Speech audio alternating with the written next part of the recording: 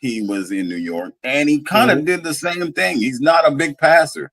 You know what I mean? Carmelo's not a big passer at all.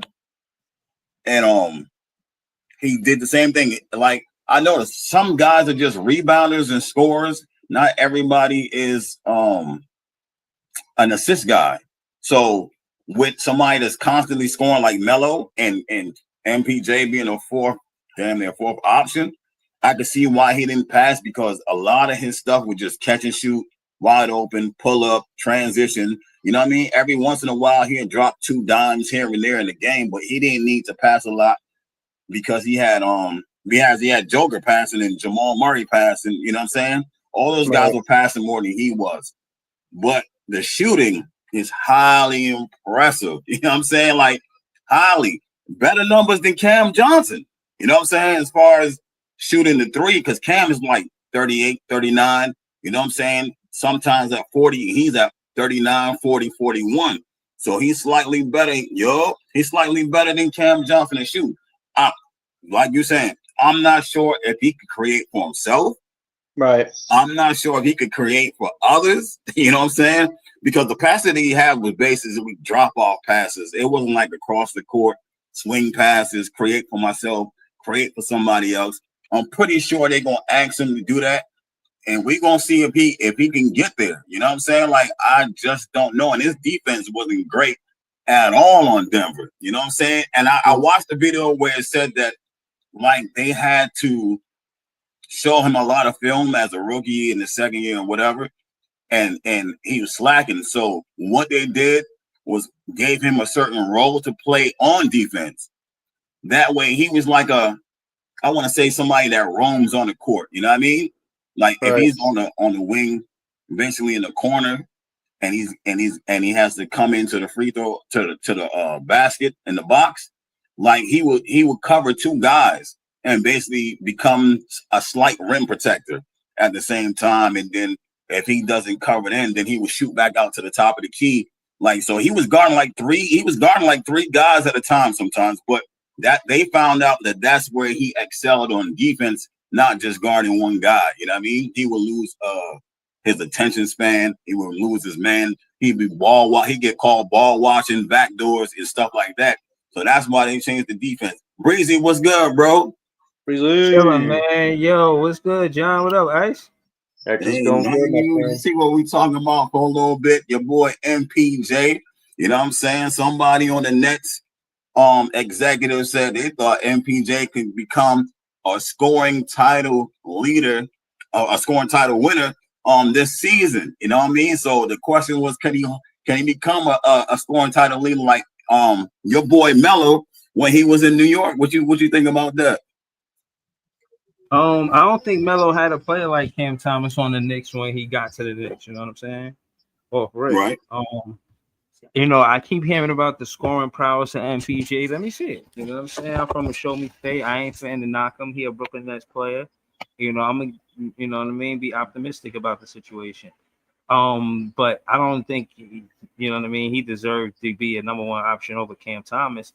I'm a firm believer in, you know, going with your guys, not just, you know, let's get a new player and give him all of the attention, give him all of the opportunities. Let's let a new player who ain't got no experience with he got experience with the head coach per se, but, you know, just coming in and giving the new guy a leadership role and overlooking the players that's on the team, I frown upon it, you know, because it doesn't speak to high morale. You know, how could you want high character players, but you don't have a code of ethics of high morale? You know what I mean? You know, I was watching the documentary. I was gonna go live a little later, and they was talking about how, you know what I'm saying, not the documentary, just the the summer league joint. Yeah. And basically he was just like, oh, it's a way we play the game. It's a certain way we play the game. And he was talking about touching the inside of the paint to the rookies.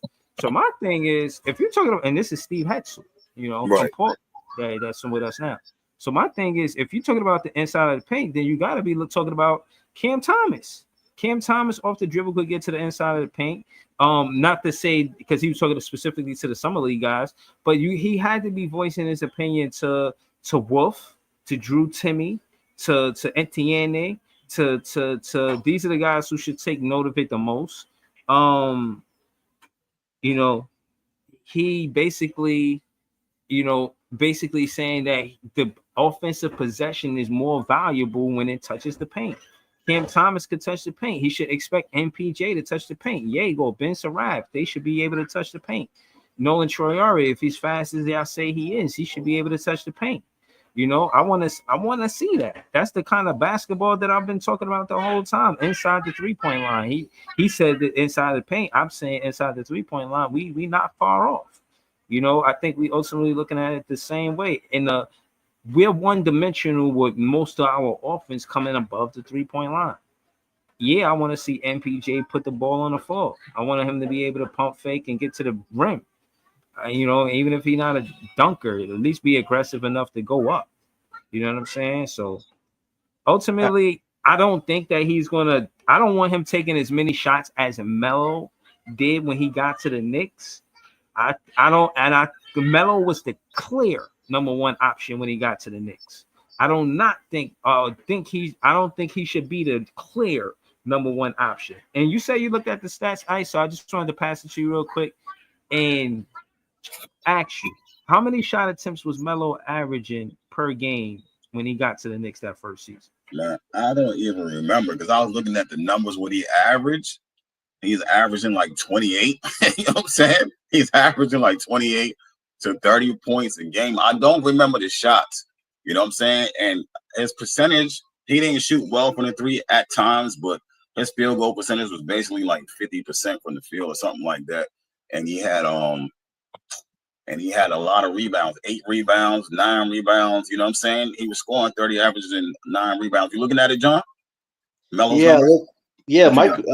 Well, I'm looking at Michael Porter Jr.'s rebound numbers. This is astounding for his career.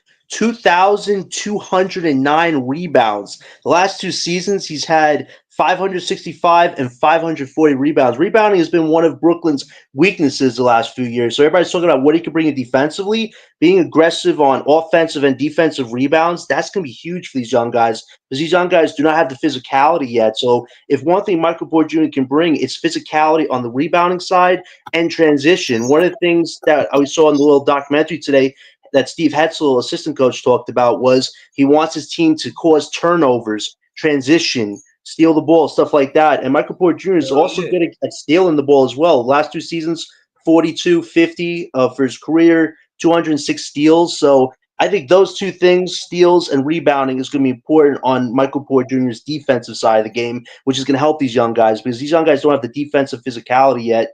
And Michael Porter Jr. could definitely bring that on the side of the game and not just focus on what he can give you scoring. I think that definitely stood out to me just looking at Michael Porter Jr.'s stats. And the thing with Carmelo Anthony, listen, I don't know if we can really compare the two just because Michael Porter Jr. I just looked at it. Carmelo Anthony averaged 19 shots a game his first season with the Knicks. Y'all see that for MPJ, his first season with the Nets? No way. You got to just see how the first 2 months go, Michael Porter Jr., because I don't think it's going to be like quickly he's just going to offensively start dropping all these points. It's going to be a transition period for him to kind of adjust because now he has to be a primary or secondary guy. Like, what is he going to do? And he has to think about the rookies as well. Do I want to get all my shots off? Do I want to get the young guys' shots off? And we just talked about how one of his biggest weaknesses is playmaking. So he's probably going to have to work on that. Jordy's probably going to have him work on his playmaking a lot this season. So I think Michael Porter Jr., it's going to be a really hefty balance between finding his own shots, waiting for the playmakers to get him shots, and trying to find shots for his teammates. I think like me and I said, we really don't know right now. We just got to see how he can kind of put it all together because he's in a whole new system, having to adjust his whole game. So it could really go either way, but I think he can make it work. That's where I would lean right. I think he can make it work. All right. Yo, LM, you there, bro? LM on the panel. LM. Yeah, I'm here. All right. Yo, we talking about MPJ. Executive thinks that MPJ could win a scoring title with the Brooklyn Nets this season. And the question what's his name?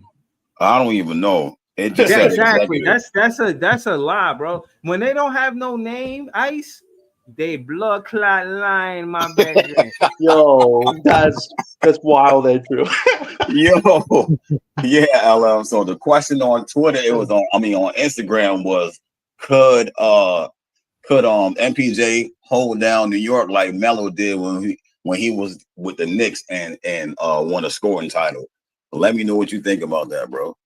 Man, I don't even, bro. I don't even know how this is a conversation. Like Melo is, they ain't nobody that can do it like Melo, especially when he was on the Knicks that year, winning scoring titles. Like I don't even think he has the scoring prowess that Melo has in New York because just the post game, the triple threat, the mid range, the three. Like Melo just had a plethora of moves to go to. I don't think MPJ kind of has that in his game. More so, just catch and shoot, and he had to tailor his game differently after the injuries. I mean, if you're talking about pre-injury on him, probably, but he's not that kind of player anymore. So, I mean, scoring title. I mean, he would have to be getting the ball a lot, bro. Like he would be having to get a lot of touches. Like we talking about him averaging like 28. Like I don't know if he can do that. Like I don't. Yeah, I don't see that either, like whatsoever. Like BZ just said, anonymous sources aren't always the best sources. Brooklyn Nets executive. But Ice, I give him 15 shots a game. You feel me? 15? I give him 15, maybe 17 shots a game. But to say he's gonna start off with 19 shots a game, it's far fetched for me. You know what I'm saying? Like, no. I mean, him and Cam is definitely gonna split up the shot takes. Right. So I'm gonna ask you something, LM. Do you think watching MPJ from high school, knowing he had the surgeries in college, but do you think that he lost that bag that he had? Because now when I watch him, it's just basically one dribble, two pull up, one dribble, two dribble pull ups. You know what I'm saying? A little jab step, pull up three. You know what I mean? Or a line drive to the rack to dunk. You know what I mean? And put backs and stuff like that. So do you think that he still has that in his bag, or do you think he lost it? You know what I'm saying? From playing these many years of just catch and shoot type guy. I mean, I don't want to say he lost it because I feel like the skill set is kind of still there. I just think he doesn't, especially playing with Jokic and Jamal Murray, he ain't have to do all of that. Like you playing with one of the greatest passers in the league, and you're also playing with another incredible scorer in Jamal Murray. So he ain't really have to do a lot of off the dribble creation. All you have to do is just spot up and shoot. Him being in a new environment, maybe we may be able to see something different out of him that we didn't see in Denver, but in this, it's going to be interesting to see how he plays with Yegor and Cam Thomas in the lineup. Like just seeing how he adjusts, and I don't know. I don't know if I could watch MPJ throw up like 20 shots, and it's just I feel like that's just horrible basketball. I mean, we already got to deal with Cam Thomas doing it. Like at least Cam does it at a level where Cam Thomas got that scoring prowess in his arsenal. But I mean, with MPJ, I don't know. Like the dude sometimes is inefficient. Sometimes he doesn't shoot on good efficiency. He's still kind of dealing with the back issue. God forbid, I hope not, but who's to say he doesn't deal with injury problems this season? Like it's going to be a lot going on, but he is the only scorer, I would say, besides Cam Thomas in the lineup. So you taking a risk, but at the same time, we got to see. Hopefully he can bring out more to his bag. He's only 27. He's not that older as of yet. He's still kind of in his prime. He's in his prime now. Yeah, he's in his prime now. So let's see, all the stuff going on with him. I just don't want him on podcasts. I don't like him Yeah. speaking. Like You don't like them on he's the been saying a pods? lot of Yo, he like said he's some been wacky saying a stuff lot of today, wild stuff, man. man. He said some wacky stuff today about what's the difference between Curious Mike and Michael Porter J. And I'm like, what? Like, are you like alternate personalities? I don't know. Listen. I think he's a good guy, but man, he can go off on a tangent. Tangents like it's all fine and dandy off season, but please, regular season, just keep your answers to like 2-3 sentences, please.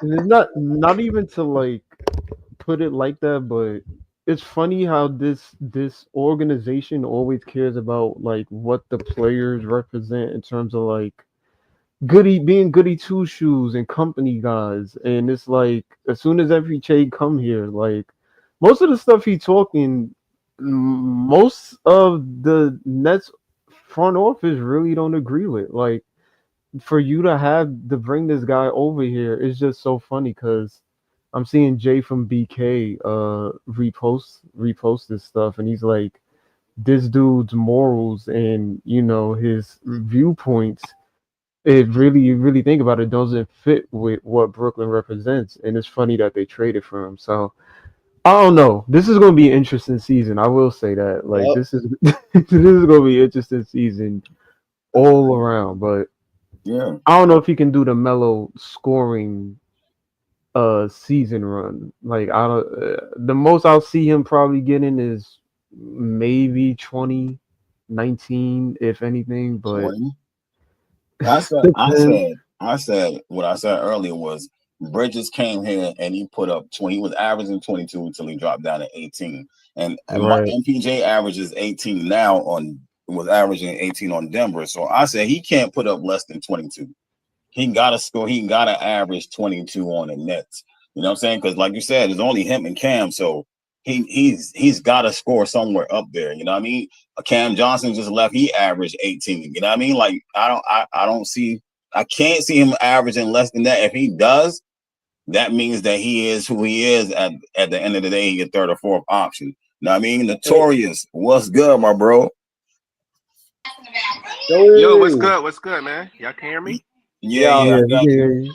Hell yeah. What up? Yeah, what's up, y'all?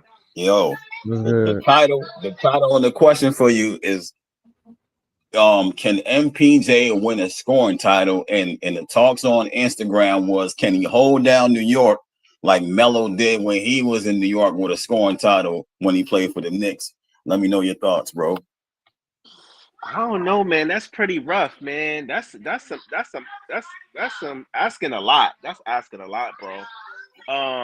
I'm not gonna sit up here and act like he's not talented. He's a talented player, but I just don't see it. Like I think now, will he put up buckets? Absolutely. I think he's going to score maybe no less than 23 points a game being here, 23, 24 points. But a scoring title, I think that's a stretch, bro. I just don't think he's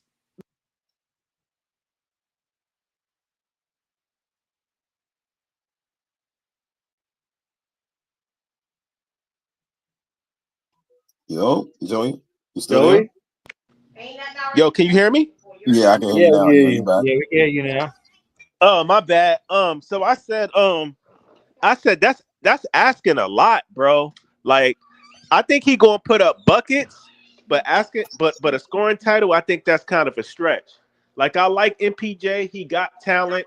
He's in a good situation to where he's probably going to be looked at as the number one option. He's going to be the guy, because we don't got too much on this team. I don't think he's the same player since the injury.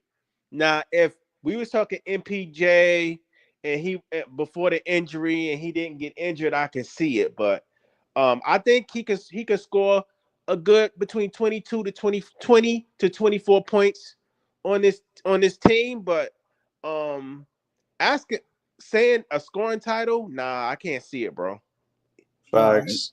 He's a good third option guy, but this scoring champion crap, like we're not on it. He was brought on this team to help the young guys gain confidence in their abilities. And his contract is $40 million expiring the following year, which gives the Nets so many options if they want to trade him for an upgrade piece or just let his contract expire for free cap space. Like, that's the great thing about having this guy is, like, his contract really gives the Nets a lot of option for the future. And if he can help the young guys grow their game and evolve his as well, maybe the Nets consider bringing him back on a cheaper deal in the future. But I think for him right now, it's going to be a key balance. Like, I definitely think Jordy's going to make him work on his playmaking, because the key theme right now is everybody in that starting lineup has to be able to play make, and that's his big area of weakness. So if Michael Porter Jr. could show you some playmaking evolution, that's probably going to be a huge plus for him this season. But we already know what he gets scoring-wise, like Joey said. Like, he's a great third-option guy. But for now, it'll be interesting to see if he could get that balance of being a temporary number 1 or 2 guy while still maintaining his skill set. That's going to be a fun challenge, I think, for him to explore this season. What about his defense too, bro? Like, we're not letting him off the hook. If everybody could say all of that about Cam Thomas and his defense, MPJ, I hold him to the same standard. Like, you was on the championship roster, like, yeah, offense was a big part of the Nuggets winning it. But, bro, no, you got to be some type of validity to holding Cam Thomas to a standard of defense, and you can't let every other player on the team slide on defense. Don't make it seem like who a Cam better Thomas is defender? a weak Who a side, better weak point on defender, defense, and then MPJ nobody or talks about the defensive. Hold on, nobody.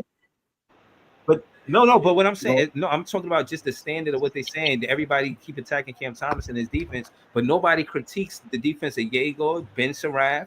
The only thing I heard good was Drake Powell got good perimeter defense. Other than that, nobody critiqued MP. To be fair, Cam Thomas is the worst defender out of all of them. Let's be real. Out of all of who? And Michael Porter Out of all the rookies, out of everybody on the team. Cam Thomas is by far the worst defender out of everybody on the team, bro. I don't know, bro. But what I'm saying is, even the point is that even if that's what the case is in your opinion, LM, it still don't excuse these other players not having defense, bro. I'm setting them to that same high standard. Like, everybody want to critique Cam Thomas defense, okay, but what about the other players? What about Ben Saraf, Yegor? What about not Drake Powell, because he's known for that? What about MPJ? Are you supposed to be helping with the rebuild? If you can't play defense and you only known for you a veteran and you don't play defense, that looks bad. We need veterans that's going to set an example. And MPJ is one of those veterans. If he doesn't set the example on the defensive side of the ball and show, like, yo, I'm not just here to get the scoring title.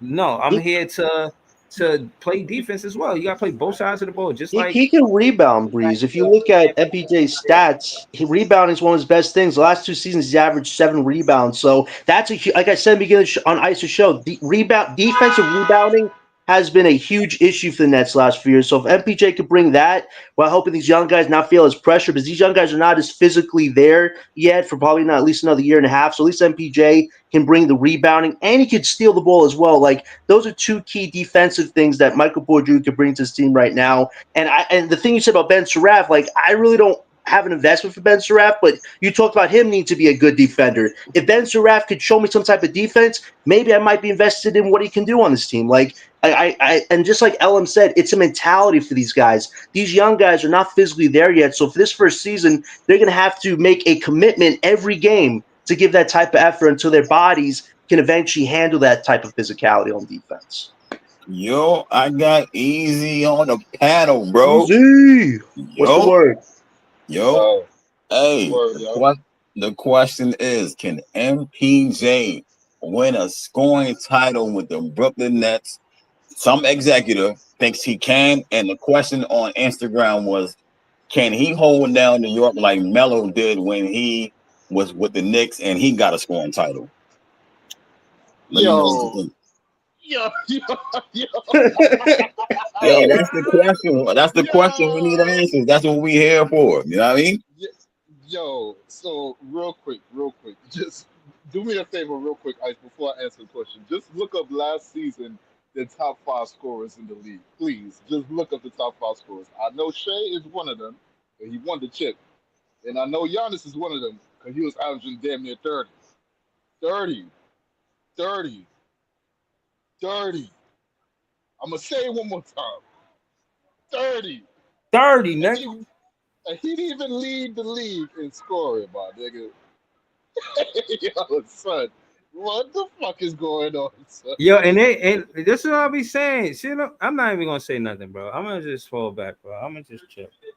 No, but real quick, yo, this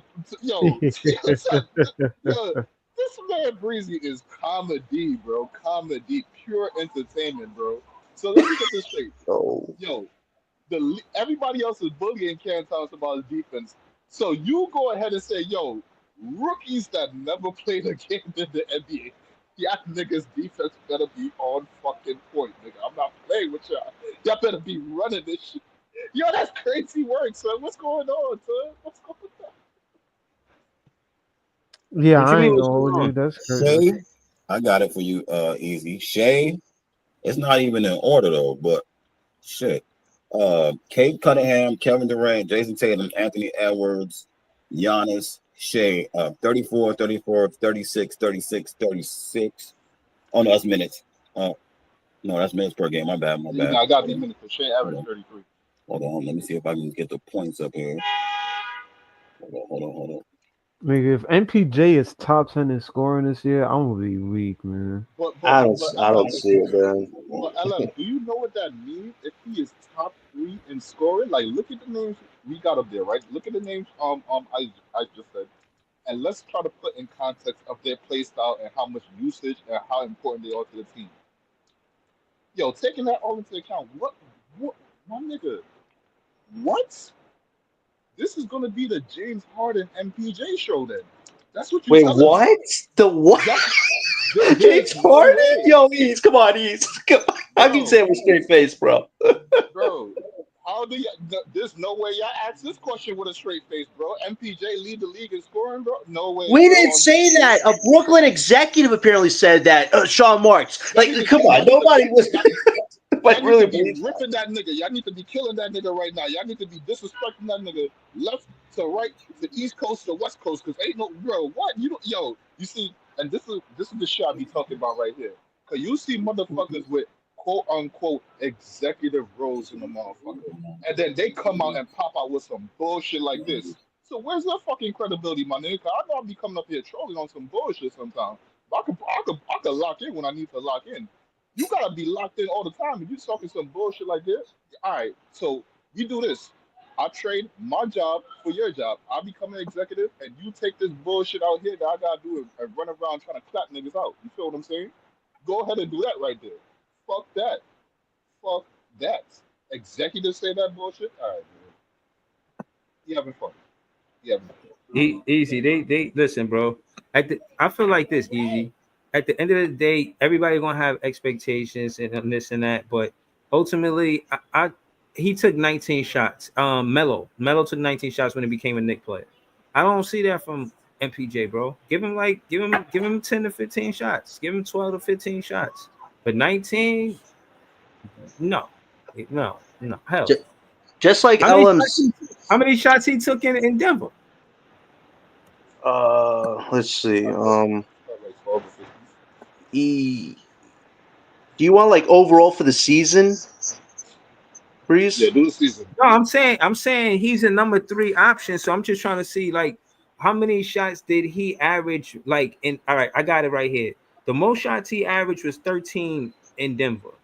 So from that would be 13 to 19. That's a big jump. And another thing, can I ask this? Because I mean, every time I seen MPJ play, he was like a catch and shoot type of guy.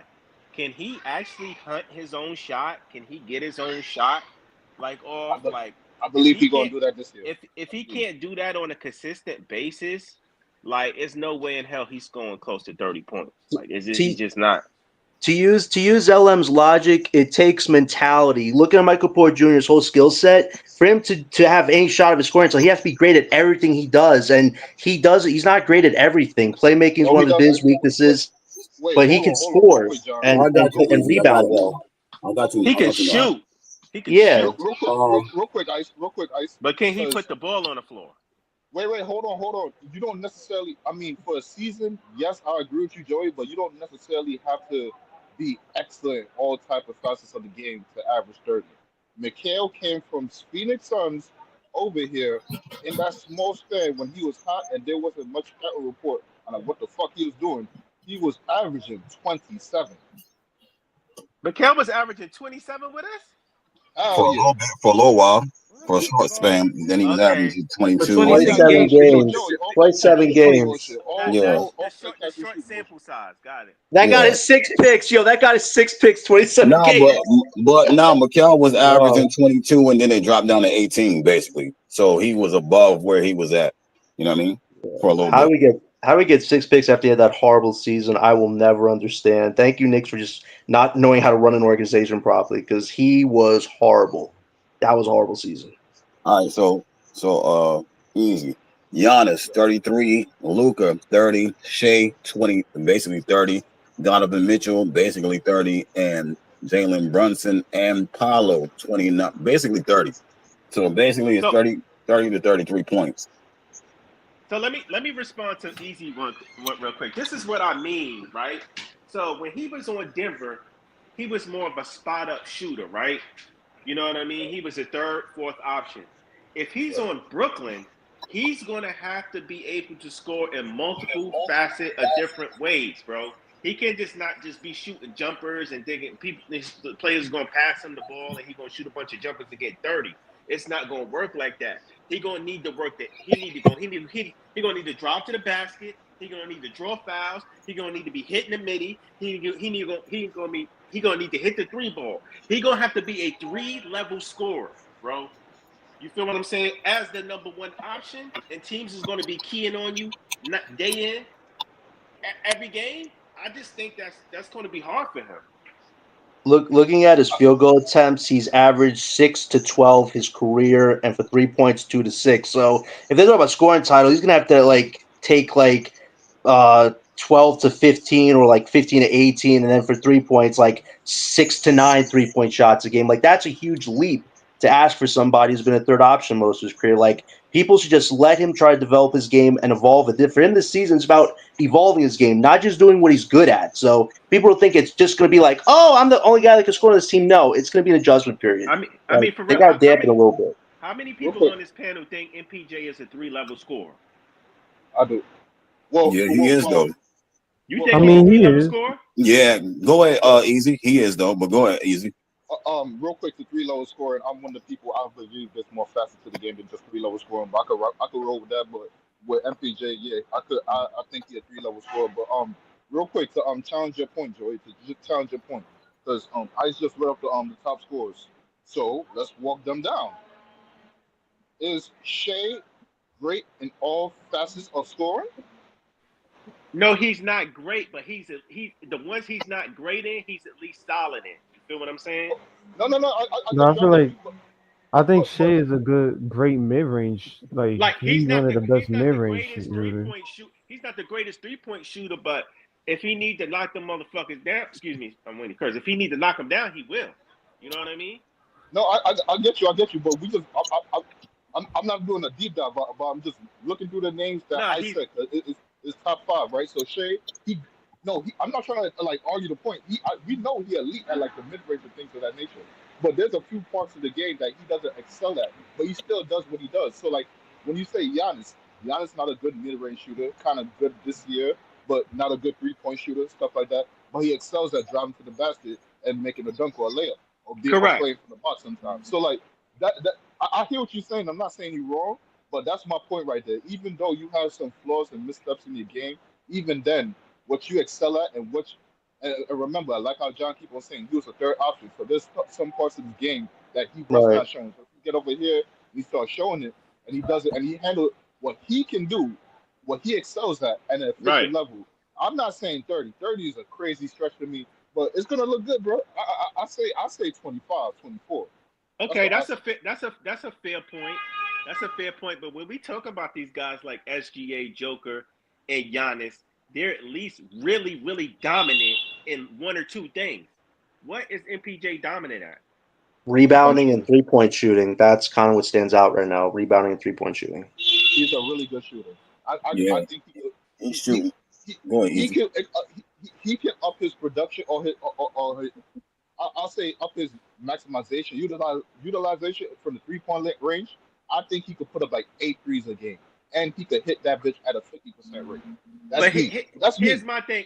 Everybody know that MPJ can hit the 3-pointer. He can shoot when he's wide open. Can MPJ shoot off the dribble, create his own shot? You know what I mean? Carry a team offensively. I don't know if he could do that. The Bro, carry and team part. he's 6'10" and average 7 rebounds. That's not dominating. He's What? you That is 6'10". dominant. He's a That's small decent for a forward, third man. option. Come on, Breeze. Come on, Breeze. I know you're looking for weaknesses, but come He's a on, Breeze. small Come on. forward, man. 7 to 8 Wow, is come on. Dominating is a dominating. strong word. You know what I'm saying? Guys, Dominating. maybe He's not I'm better It's than not like J-Rock. he not a center. Hold on, real quick. Maybe I'm being biased because every time I really seen him play, he's always spotting up in the corner for a 3. I ain't never really see MPJ. He can pull getting up off the saucy. mid range a little bit. Like it's not. He's It's done it not like sparingly. He's done it Yeah, sparingly. he can Oh, do it. wait. Hold on. We can't do this. And when we have these conversations from previous podcasts and put that shit in a vacuum and not try to carry it over to the next podcast.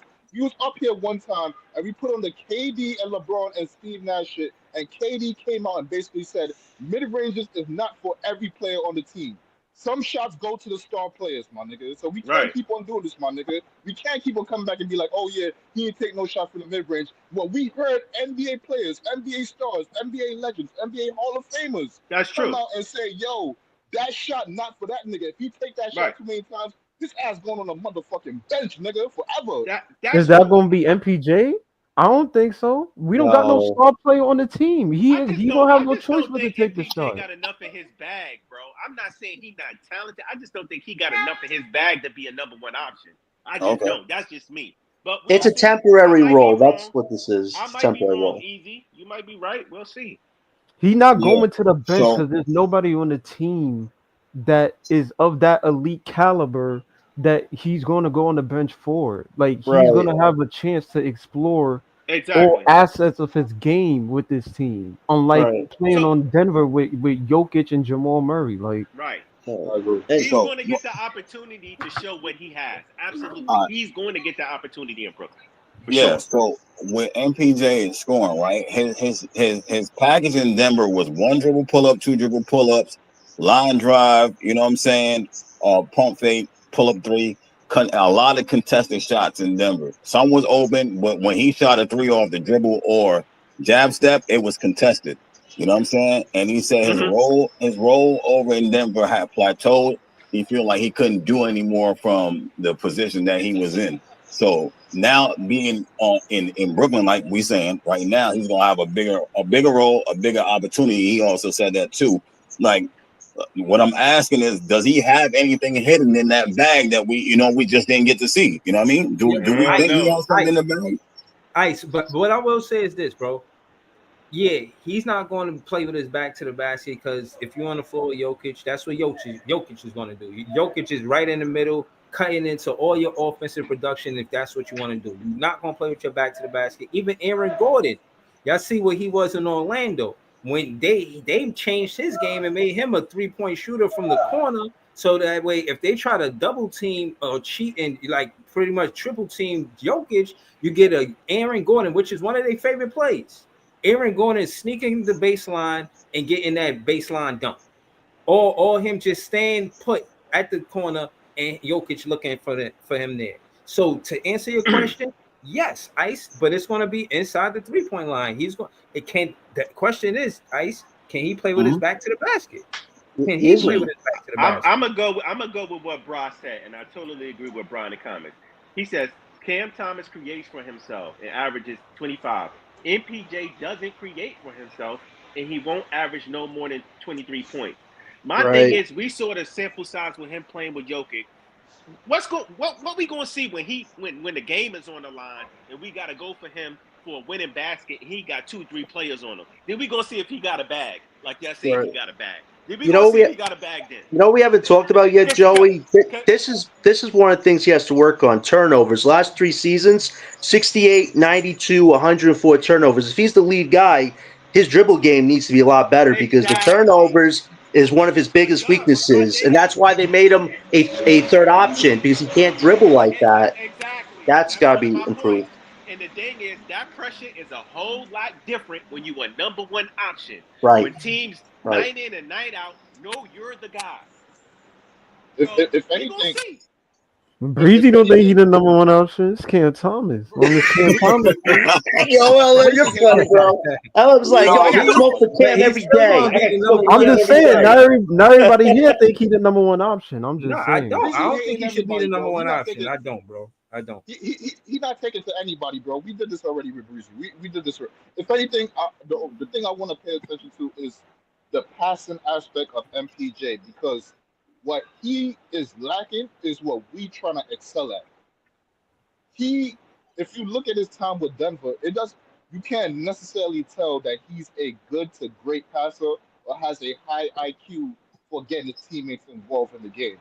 That might be a problem coming to this team, because even though he could be the black hole and all the plays could end with him, we still have a system to run. If we have a guy open on the cut, hit the cutter, he might want to take the shot over two people. That shit might be the problem right there. So I'm interested in seeing how he play makes within this team.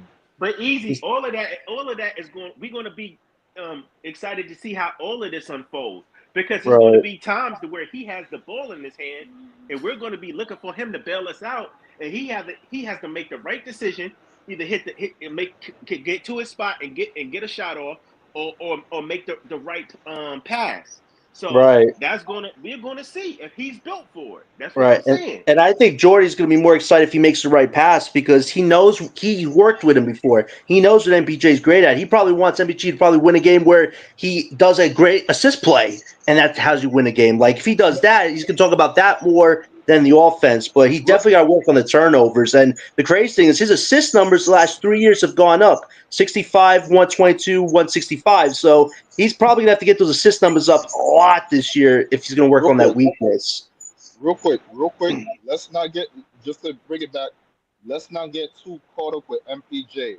Remember, one of the assignments the coach have is to build up our assets to make sure we get draft capital back for that. Do not think of MPJ as a long-term piece here. If anything, you're trying to build him up to maximize himself, to make him look the best he could possibly be, so we could move off of him and get something back. Oh, absolutely. So but he got to play good, though, for us to get maximize. No, he got to play good, but no, for a fact, Joey, but he got to play good. But there's factors to playing good. Do we want to, what he does, right? All the stuff he does, the 3-point shooting, the rebounding, stuff like that. If he shoots very efficiently for that, that's playing good. But then at the same time, what if those numbers don't come to fruition? But when you see on the team, he's handling the ball, he's playmaking, he's directing traffic, he's running the offense. That to me is playing good as well. That might hold different dividends for him on the open market. So there's factors to playing good. For me, it's factors to playing good. Hey. I'm just saying we gotta maximize him, try to make him the best he could possibly be, so we could get something back for him. I'm gonna make a hot take. Go ahead. He's not going to hit a higher ceiling than what Cam Johnson did for us last year. I feel like Cam Johnson can do a little bit more than he can. Cam Johnson can handle the ball. MPJ can handle the ball like that. MPJ can shoot better. I get it. He can rebound. But I think Cam Johnson does a little bit more of everything all around than MPJ does. And I don't think he exceeds what Cam Johnson did last year. In fairness, he peaked at 28. Cam, for most of his career, was averaging 13 points. He had a great season last year. We all acknowledge it. But, man, Cam Johnson has been a flash in the pan for being a former top 10 lottery pick. And that horn was definitely hit at the right time. But, listen, I agree. I know what you're saying there. But at the end of the day, Michael Porter Jr. did his role efficiently to win a title. Cam Johnson had a chance in the NBA Finals a few years ago, and he couldn't even really break through. So I would say Michael Porter Jr. is better than Cam Johnson just because he's done the role before to win a title. Cam Johnson hasn't proven anything yet, other than the fact that he can have a good season on a bad team. I don't think it's a big stretch between the two. If he is better, he ain't better by much. I don't think not by much. I'll agree with you, not by a crazy lot, but I would say Michael Porter Jr. though is ahead of him slightly. In fairness, well. The word on the street was Cam Johnson was the better player. You know what I mean? The word on the street said Cam Johnson the better player. That's why I asked this question today about MPJ, because some people do think that he can score more than what he was able to show in Denver. You know what I'm saying? And looking at his shooting numbers, damn near 50% from the field and 41% from three. That's crazy work for somebody who's not always consistent, or, you know what I'm saying, doesn't show up at times. But if you look at his career stats, his numbers is wild. And his his percentage is great. You know what I'm saying? Like I didn't even know he could shoot like that well. Mhm. But I thought him and Cam was like the same player. Anyways, I agree with Joy. If he's better, it ain't by not that much at all. I think I still think Cam. I think I roll with Cam, but you know what I'm saying? The way that when I see his numbers, I think he can, like I said, he can't average no less than 22. Exactly. So the jury is out.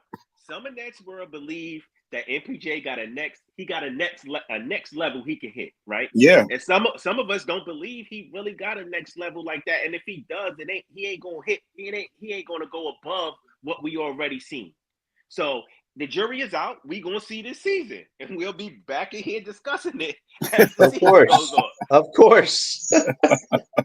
Right. You also have to strike the right balance too at the same time, because you want to make MPJ look good, especially if you want to trade him down the line. But at the same time, you want him to be the only guy that looks great, and your guys you drafted look worse. Like that's this is where Jordy really gonna have to show us what a wizard he can be, because you have to find the balance between letting these young guys grow and develop and trying to let the veterans shine and raise their trade value. If Jordy can hit all the right moves this year, I feel great about potential trade assets in our young guys' development, but he has to hit that fine line, because you don't just want MPJ to be the only good thing about this team. Not at all. That would be a failure in my opinion, because if you do trade him for a big upgrade, you want that upgrade to feel like he has a team around him, not just other guys that are watching this dude average 24, 25 points. You know, that's going to be the balance that has to be striked this season. So the question, he got a 2-year contract, right?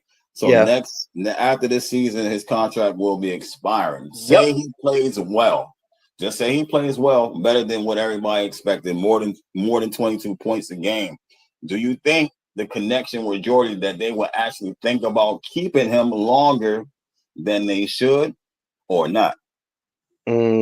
Depends on what he wants in free agency, but at the same time, you could let the contract expire. That's $40 million of cap space, and 2027 has some interesting free agents. So you could just let the contract expire and then kind of talk with his agent and see what he wants. I wouldn't bring Michael Porter Jr. back for like crazy money, though, as a third option, maybe around 38 mil on a 3-year deal, something like that. But I wouldn't give him 40, 50 to be a second or third option to bring him back. So like if you could let his contract expire, use the cap space to get a bigger upgrade if one is available. But if he's willing to come back and work with Jordy on a slightly cheaper but still worthy contract to be a third option, you could go for it, because there's not a lot of crazy third options that could be available in the future based on everybody signing extensions. So I think you could. So hold on. So the general consensus is that we don't want him to be no more than a third option. If you want to be a serious championship team, he would be my third option. Yeah. I think I agree with Easy. I think they are Who, MPJ? Yeah.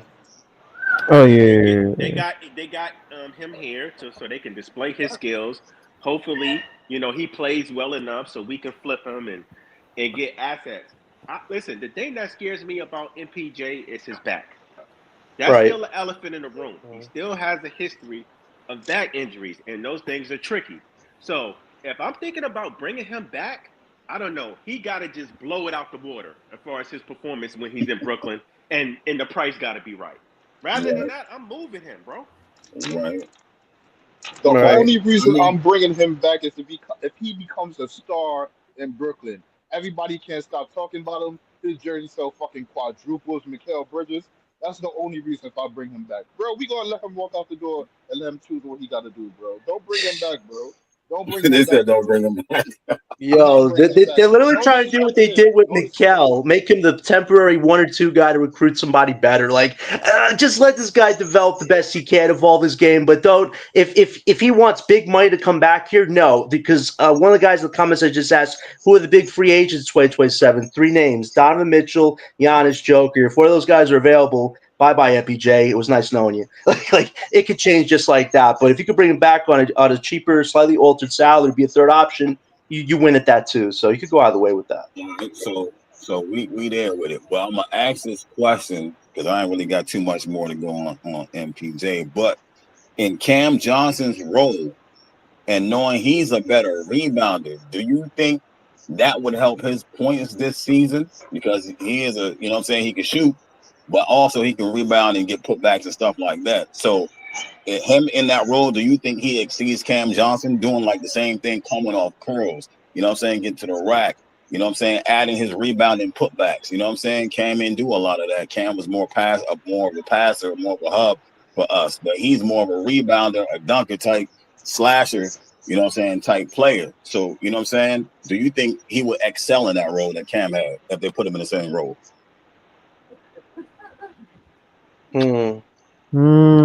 I can't necessarily see I don't him play know. the same role that Cam Johnson had on the team, especially since he was new. Cam Johnson was on the team for a while. Even when Cam Johnson came to the team in the beginning, his role wasn't the same as when he left. So I can't put that necessarily on MPJ. He's going to pick up a role that Cam Johnson left. If anything, Cam Johnson's role looked like it was a developmental role on the team. So it matured into that. I don't think it just automatically came out the gate being that. I think he matured and got his game better into that. If anything, I see them use the MPJ mostly from the beginning of the play on the season, the ways that he was utilized and maximized the most in Denver. But at the same time, the personnel is not the same, so I get a little trepidation with that. But then, like how you said, like he's a good rebounder. He's a good slasher. He's gonna want to stick his hand inside the paint and get into the mother things. Yeah, I don't. You don't got Jokic with you. You don't got AG with you. You don't got DeAndre Jordan to go along with practice with you. It's like it's not the same type of banging. You might get banged and your back pop out. Yo. I don't like that. Yeah, he's going to have to take more of an aggressive role on this team because now you can't just stand in the corners anymore with a Joker or Jamal Finey. Now you have to help these young guys who kind of want to shoot threes because Jordan wants everybody to shoot threes on his team. So Michael Porter Jr. is going to have to take those opportunities to find guys for open shots. And if he improves on an aspect of his game, that's going to be a good jump in his value because if MPJ can improve on that weakness, you definitely do improve his trade value if you are going to trade him in the future. So that's definitely going to be something from the jump. Is he going to make plays for others? Or is he going to do what he did in Denver? That's going to be interesting to see for the first month of the season. Absolutely, because like I said before, it's a difference between you scoring as a number one option versus you being a number 3 option playing against one of the best players in the world. So with that being said, defense is going to be a little bit more tighter on him next season because teams are going to – he's on the scouting report, they're like, yo, who they got? MPJ, Cam. That's really all we had to worry about for real. You know what I mean? So he's gonna, you know what I mean? We gonna see. Is he gonna swim or drown? You know what I mean? Joe, I hear you. I hear you, bro. I hear you. But you gotta remember it. Since he coming to the team and we're expecting something different for him, the scout report that the team's gonna have is not gonna be up to date with what we're gonna put on the court in the first, I'll say, like 20 games. So MPJ has a shot and could build off that to start hitting niggas with some fucking crazy shit because niggas' scout report is not up to date to what he's showing on the court. So what you saying? He gonna start pulling the tricks out the bag when he get to Brooklyn and shit that ain't going to scouting report. Yo, bro, it's gonna look like tricks to us. But that nigga gonna pop out in a post-game conference on an interview like, yo, I've been practicing this shit my whole life. I just go down and let it go. Yeah, I can see that. I can actually see that a little bit, given how he speaks on the podcast. He could probably say one of those things people aren't expecting. Going, oh yeah, sure, you were gonna pull that out of hat tricks, yeah, sure. Yo, remember, you supposed to be a top 5 pick, bro. It was just as bad. Everything that we asking about right now, all the questions we have, he was doing that. He was doing all of that. All of it. Right. So I asked that question earlier. He was above the rim player. He just could shoot really good. Yeah. So that's why I asked that question, because the injuries, did he and the role, did he lose it? Or it was just a role in Denver that hit it? You know what I'm saying? And now that he probably gets a chance, will that bag come back? Because it's been a while. You know what I'm saying? That was my question. I'm gonna tell you why the bag ain't gonna come back, right? It's because he even said it himself. He's not the same player. He doesn't have the same type of explosiveness and athleticism he had before the injury. That's why he's become so much of a shooter. You feel me? You know what the difference? The difference is Michael Porter Jr. had back injuries. He can shoot. Ben Simmons had back injuries. Ben Simmons is scared to shoot.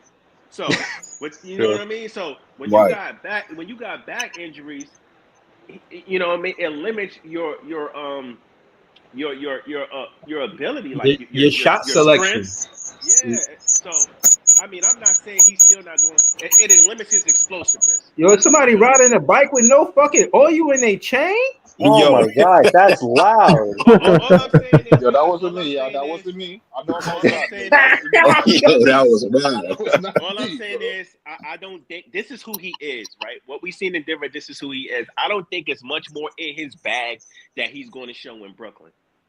Right. That's just me. And the turnovers are a huge problem too, especially with the back injury. He can't dribble as effectively, so he's going to have to definitely pace himself this season while trying to trust his teammates. So yeah, I don't think you see anything too crazy from him that he's already good at. So like, I think you just have to hope that he improves on playmaking. That's going to be one of his biggest things to improve on this. If he improves on that, it's going to definitely boost up his value a few points. So let's see if he can work on that at least.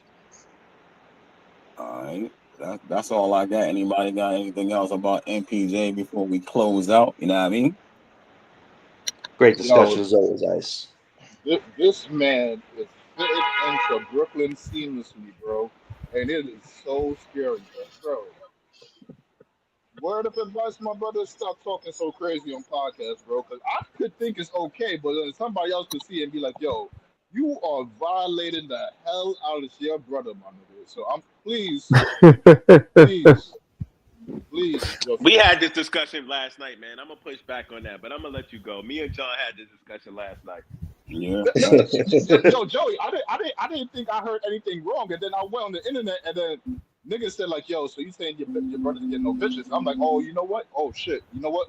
Yeah, bro, you got chill, bro. I didn't even think it like that, but you see, somebody could think it like that. Yeah.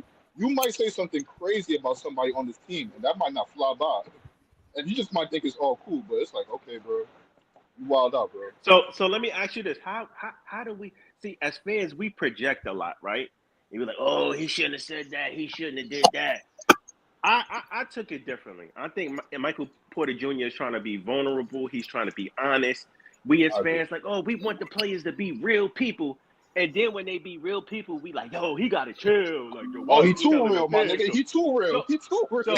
That's my point. Yo, Easy. That was my point last night. It's not hating on the guy, but it's like you're running off on a tangent, my guy. A tangent. You saying what he said about his brother is fine. How do we know what type of relationship he has with his brother? How do we know he didn't talk to his brother about these things and say he's gonna discuss these things before we heard it? We don't know none of that. I take all that shit with a grain of salt. I feel like as fans we project a lot. You feel what I'm saying? No, Joey, I hear you, right? I hear you. But then like how you said, I said the same thing. Yo, why when Michael came up to Johnson and be like, yo, you wilding out and they're gonna catch on to you, and he just never got got into with it. Cool. But that's the information he putting out to us. Should we be privy to that? Yeah, that's my little worry there. Hold on, y'all say that, but then y'all sit there and giggle and laugh at Gilbert Arenas stories and Jeff Teague stories about them telling us stories about certain things that happened in their career with certain people that nobody didn't know. But because MPJ did it, oh, he bugging. So what's the difference? Because he's still playing? I don't get it. Nah, see, I look at it different, right? Because he's vlogging. When you vlog, when these young dudes vlog, they can vlog about their life. You know what I'm saying? He put his life out there. So you know what I'm saying? Exactly. If his life includes his brothers, and he was just talking about an example, because I watched the whole. You know what I'm saying? When you watch the clips, you get short. You know what I'm saying? You might not understand the whole thing. But I don't think he did nothing wrong talking about his brothers. He was just explaining his situation and pointing out the differences between the brothers, you know what I mean, while he was talking about his situation, you know what I mean? And he didn't go too deep into their life. He just pointed out one thing about one brother, one thing about the other brother, and try to explain it like that. So you saying? Go ahead. Nah, but you saying before we go, right? So let's just take it there. If he's saying his vice is women, and you already know if you're from Brooklyn, it's a lot of beautiful women. A lot of beautiful, easily could make him a baby daddy easily. You know what I'm saying? Oh my god! What? Yo, are you gonna say Gold Trust? Are we about to get Gold Trust? Hold on. Let me get to my point. My point is that if he's admitting that his vice is women, and he's coming to the Brooklyn Nets. He got to be careful, bro. He got to be careful. Yo, breathe. But that's Yo, what I'm saying. Why are they? This is the character guys that the front office want. Like Yes, these are the guys they want to Hold represent on. Brooklyn. I'm just Yeah. saying, what's so bad about his character? Everybody know most of these NBA dudes are simps. Everybody know most of them are tricks. Facts. Everybody knows they weaken the knees for women. This has been going on since the Dr. J days, bro. Since the dawning of time, since the NBA got made, this shit been happening right here. Facts. Motherfuckers been tricking their whole fucking check, and even some after that for some hoes on the street that been waiting at their hotel, bro. That been happening, bro. Character has died down immensely. We know NBA. most NBA dudes lead. I want to say NBA dudes, but most professional athletes lead with their money. We know this. Yeah. That's how they get the women. We know this, but apparently Now that's to not, easy that's on the not big the- screen tonight. Yo, real quick. Yo, Breeze. I already talked about it with Ox. I know he in the chat. He listening. I already talked about it with Ox. Me and Phantom about to take him to Dykeman and show him a smooth Dominican, bro. A smooth Dominican. Keep him out of trouble. Make sure he do what he got to do. Get to the gym. Go everywhere. He gonna be good, bro. We treat him with love. We accepted him with love. Yeah, now take him to Spanish Harlem, bro. Nah, but on his vlog though, right? He was talking about how he's trying to fix that. You know what I'm saying? He said what his weakness was, but he's like, I'm trying to fix that. I'm trying to get there where this ain't a problem for me. You know what I mean? My upper brother don't have this problem. He married, he good. He don't have this problem. You know what I'm saying? So I don't like Joey saying, I don't see nothing wrong with that. You know what I mean? He just pretty much saying what each of his brothers' vices are, what each of their downfalls are. His is women, his brothers is gambling. Right. But Joey, I ain't got no That's the problem last, with that. and that's New York is the last place you want to be for both of them. Yo, damn, LM, you are a savage, bro. But Joey, I ain't got no problem with that. Him being vulnerable and keep it real with us. My thing is though, where we at right now in society, maybe you could have pulled that off maybe 10, 15 years ago. It would have got a different reception that's getting right now. Where we at right now, everything you seeing, we clowning your ass for that shit. We making a meme out that shit, nigga. We making you viral from that shit. You could be talking about some real shit, nigga. We hear one thing. That's cool, Easy, my nigga, but you know what? You know what? They don't care because it gets you talking, right? It gets people talking about them. Most of these dudes want people get the people talking. This is about views. This is about likes. They're trying to push their content. A lot of these. This is not like back in the day. Most of these athletes are content creators nowadays. That's their side hustle. So they want you to talk about them. They don't care. Yeah, go click on my YouTube video and see what I said. You just running my checkup. I'd rather talk about his skill set in a season than talk about his girl problems. Like everybody's got that, bro. Like we don't need to talk about that. Like it's his stuff. Like Joey, my problem isn't what we're trying to talk about. It's the fact that people want to override and make that what's important. No, it's what he's going to bring to this team this year. I'd rather talk more about that. But when people like flood the Twitter, it's like, oh, he said this, he's got trouble with women. It's like. It's not our business. It's not our business to talk about. I don't want to talk about that. People are going to talk regardless. It don't matter. Yeah, but they're doing it for cheap likes and clicks, man. Me, Ice, and all these other guys like you, we talk about basketball, bro. That's all main stuff we want to talk about. Like, I don't want to air out his dirty laundry like that, but that's his problem. He's airing it out like Easy's talking about. That leads to the negative stuff, which is his own doing at the end of the day. But John, you see, we up here, we could say we love the game of basketball. We love the NBA. We love what the players do. Some people or everybody didn't come into the game like that. Some people are still quote unquote casuals. So some of the outside forces probably brought them in. It still keeps them in and keep them entertained and interested at the same time. So certain things outside that MPJ does could interest some people outside of the game of basketball to bring them in, or some people that's in the game of basketball that looks forward or towards that shit. So I hear what you're saying, but that's because we love the game. There's some people that love other things other than the game. I know this. Right. NBA fans are biased, right? It just all depends on who the player is. Because I'm gonna give you a prime example. when we talk about Kyrie Irving, we like the fact that Kyrie speak his mind. He outspoken. He don't care. He don't follow. He just do what he want. He speak his mind. He ain't trying to cater to nobody. When Kevin Durant speak his mind, man, KD, shut up, man. You soft. Why is you talking?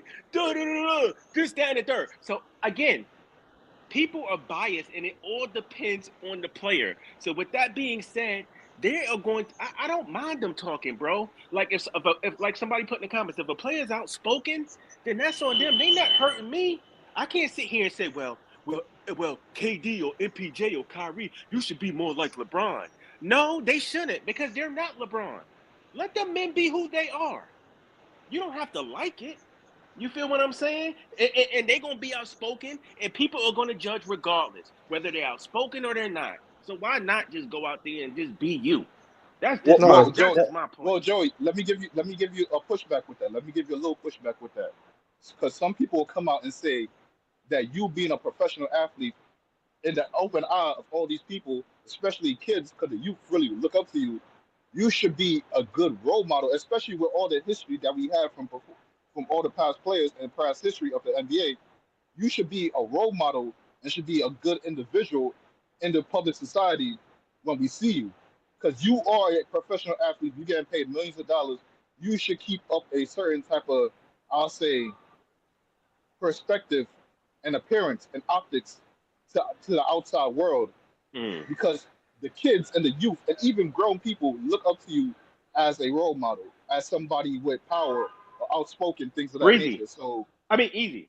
You can be outspoken and still be tasteful about it.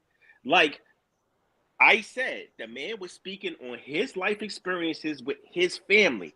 Maybe him being honest and being vulnerable will teach somebody's son that's watching the video that may find themselves as a college athlete or an athlete one day in the pros. You don't know. See, as fans, we can't sit there and say not like something because we don't like what somebody said. We could talk about, they not a good role model. Literally, what did MPJ said for you to say he's not a good role model? All he did was explain his life lessons and his vulnerabilities and what was going on between him and his brothers. He didn't go up there and call women all types of names and drop M-bombs and what did he say that was so like unprofessional? For what he said right there, I wouldn't say it's unprofessional. I would just say for this situation right here, they're just really pertaining to the fact that, well, some people didn't really know MPJ like that. Like I said, like there's people that know ball, that pay attention to the game, that know these players, and there's some people that just know about their name, barely know about their name. Right. So some people didn't know MPJ was this outspoken and stood on his nuts and said his shit. Some people didn't know that. So that right there, off rip, is a shell shock. Two, with the shell shock now, right? Your brother is a big case in the NBA because gambling illegally, betting on yourself, and throwing the game is a big thing in the NBA. Niggas been waiting to hear you talk about this situation. You didn't give too much about the situation. I got a truck in the background and shit. Yo, they've been waiting for you to talk about this situation. So anything you give is gonna be heightened. One of the first things you came out and said is, yo, my brother struggled with gambling. His vice was gambling. My vice was hoes. They gonna pay. Yo, let's not act like we don't know. Easy, the cat's already out the. I hear what you're saying, but the cat's out the bag. The whole world already know his brother got in trouble. It's not like he went on there and just ratted on his brother and nobody did. No, some people saying that, Joey. Some people saying that. Some people saying he's snitching. But how is he ratting when everybody already knows his brother got in trouble for gambling? That's what I'm saying. People be reaching. What I'm saying is, some fans like when a player is vulnerable and honest and a real person, and then in the same breath we'd be like, and then some fans will be like, this dude wilding. Why is he doing this? Why is he telling us? Because he has a freaking podcast and he's a content creator, and you know what? He's opening up about his life. So which one is it? You like dudes to be real, down to earth, real people, or you want them to be shelled off and don't really interact or tell fans anything, and you don't really know what's going on with them? Which one is it?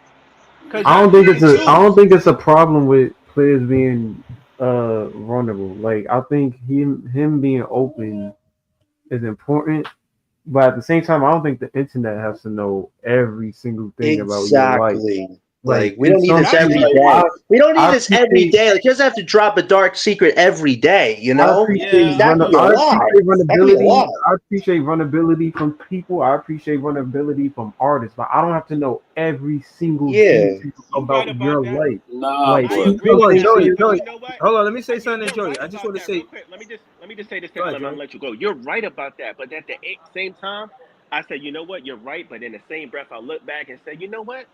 I can't tell that man how to feel or how to speak. Like, I can't tell him he should act like this person and that person, and this is how he should carry it, because he's not them. He's himself. So, with that being said, I don't really look into that too much. But go ahead, Breezy. Real quick, What I wanted to say was, I do like the players having their own narrative opposed to letting the media control the narrative. But you know, when you start bringing personal stuff in, you know what I mean? My thing is, just with the podcast, I don't want him to be chatty about what's going on with the other players as his teammates during the season. I kind of want that to stay behind closed doors so it don't take away from him being a teammate. Like, yeah, you want to be a content creator. Yeah, you want to be scoring the most points in the NBA. You got all these aspirations, but you could take away from being a teammate by prioritizing yourself as a content creator over, I don't know, maybe just being a teammate. Because, you know, sometimes, and I'm not saying it like that, but with all of this contract talk, sometimes these players be selfish. Sometimes it's about putting their numbers up so that way they can put themselves in a situation to get another contract. And that's what I'm trying to say. For us to build a winning culture, we got to be all on one accord. We got to, and they got to, how you say, everybody got to win in those situations. It's not just the highest paid players winning, but you know what I'm saying? Just in the teammate aspect of it, I don't want it to impact the team in a negative way. That's right. They should control their own narrative versus the media, for sure. Did he know any of his teammates under the bus when he was in Denver? Real quick, Joey, let me address something in the comments real quick. JP, one of the things that showed MPJ was outspoken is when he finally got to play when he was in the playoffs, and then there was that time when he was asking for more shots when Jamal Murray was chucking the rock. So at that point, people were saying like, "Yo, MPJ, even a rookie shouldn't be saying that," but he was right in saying that. So they kind of said like, "Yo, somebody got some feedback." Oh man, that's loud. That ain't me. Yeah, that ain't. Yeah. So let me ask you this, Breezy. I agree with you, but I'm not really going to put that on him because when he was in Denver, I don't ever recall him going up on no podcast, doing any of his teammates under the bus or telling no stories or this, that, and the third. I think most of his podcast is about his life experiences. You feel what I'm saying? And we sit up here and we say, "Oh, MPJ." Who we talking about? MPJ? Yeah. He got a podcast? Yeah. Oh. All right, my fault, bro. What up, Jay? You good? And why nobody say? And I hate to bring this up, but what about the other players? A whole lot of players got power. What about Jalen Brunson and Josh Hart and them? They got Breezy brought up a good point with example, like for Paul George. What happened last year, Paul George, the negative flack he got for his podcast. People are like, wow, this guy's having way more fun talking about the 76ers internal problems when they need him to be available on the court. He's making, $50 million? Like, that's an example of using your platform for bad things. I will say this about MPJ that I do hope he does this season. Get all 5 of these prospects on your podcast. Let's get to know them on the show. I think that would be a great use of MPJ's platform. Let us know more about these guys.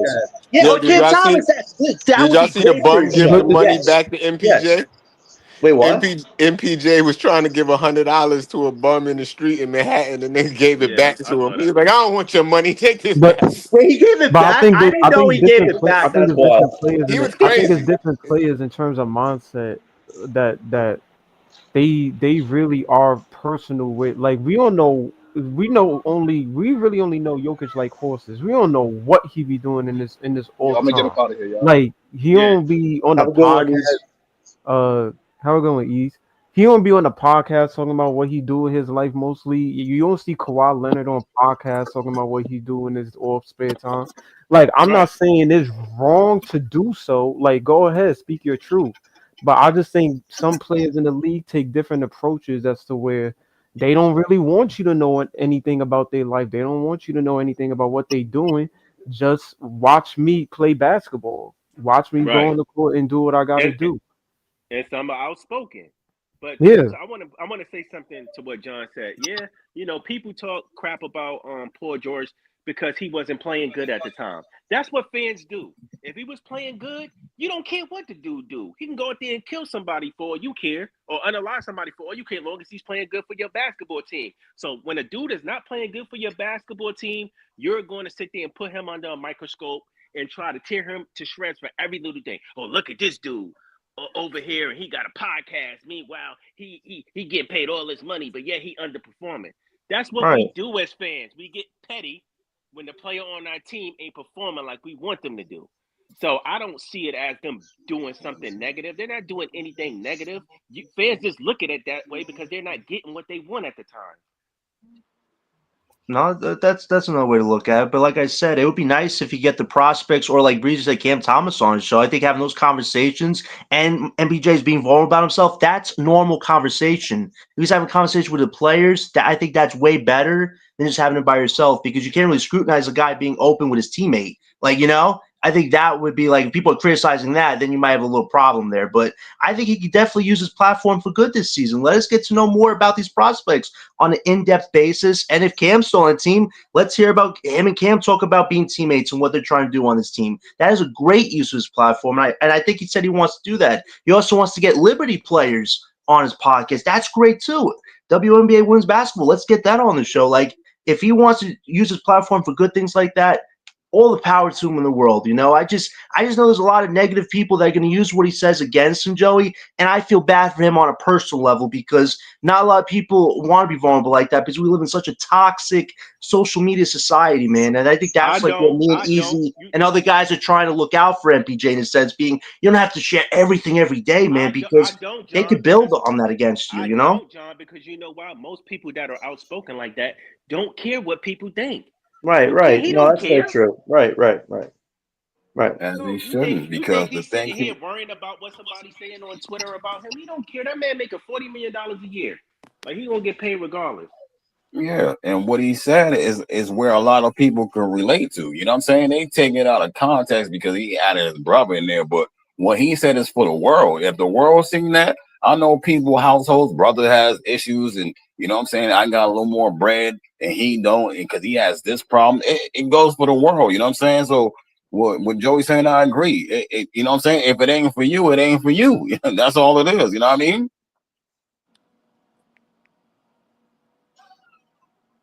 Very true. Very true. Listen, I wish him the best of luck in a tough season, and I just hope he adjusts, he's a good supporting veteran, and helps these young guys not feel all the pressure in the world to grow their games because he does bring veteran championship experience. If he can help these young guys not feel the pressure and they develop and he develops alongside them, I think that's the best you could hope for from MPJ this season.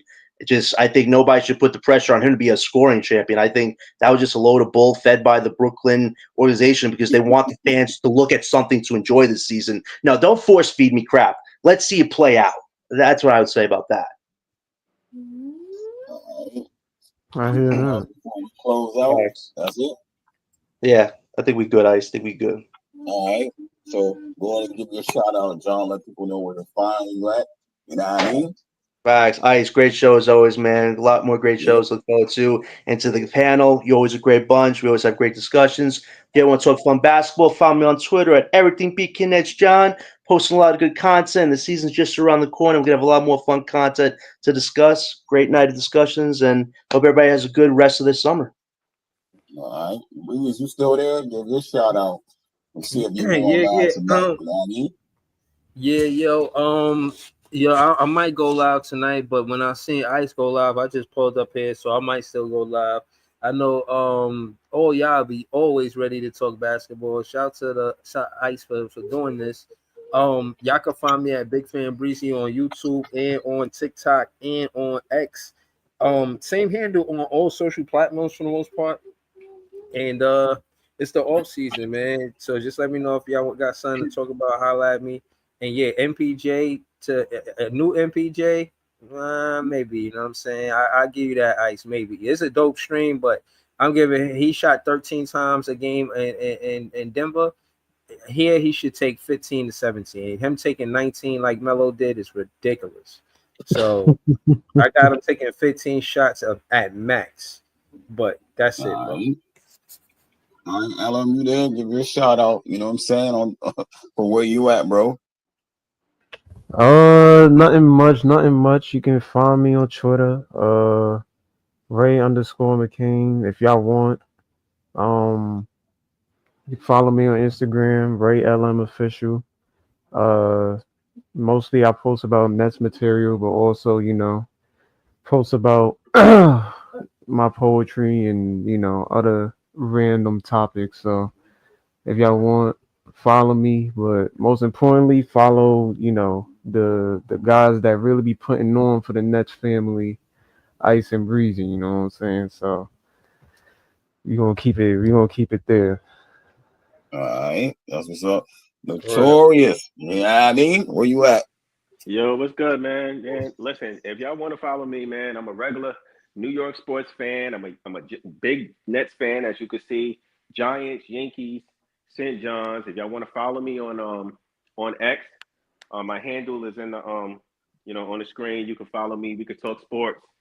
I'll talk sports with anybody as long as it's a respectable, you know what I mean, good conversation. So, and again, I'm not tripping off. I don't think MPJ has enough to really be a scoring title champion, but I still think he's going to have a decent season in Brooklyn because he's going to be given that opportunity, and I think he's going to try to prove himself. But I don't think he's going to hit that high of a ceiling.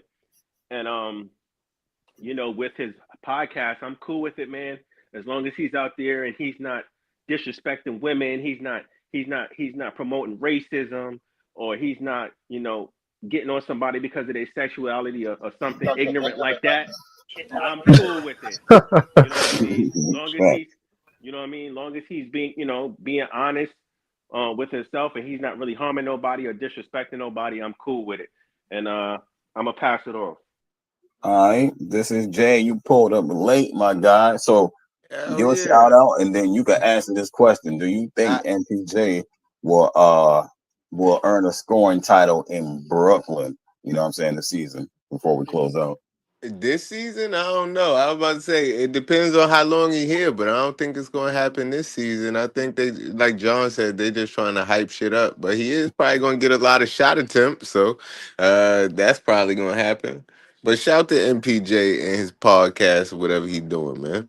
And shout to the panel and the channel, man. Iceman, right here, Brooklyn tip off of Brooklyn Nets podcast and on my fucking TikTok too. But me, I go by This Is Jay, just like it's spelled on the screen, and follow me on all streaming platforms. It's the same thing, and on Apple Music, Spotify, and all of that shit too. 'Cause I got some fire music up there. Word. All right, y'all. Y'all know my motto. Y'all don't have to like. Y'all don't have to subscribe because I don't know anything. You heard? We out. Peace. Peace out, y'all.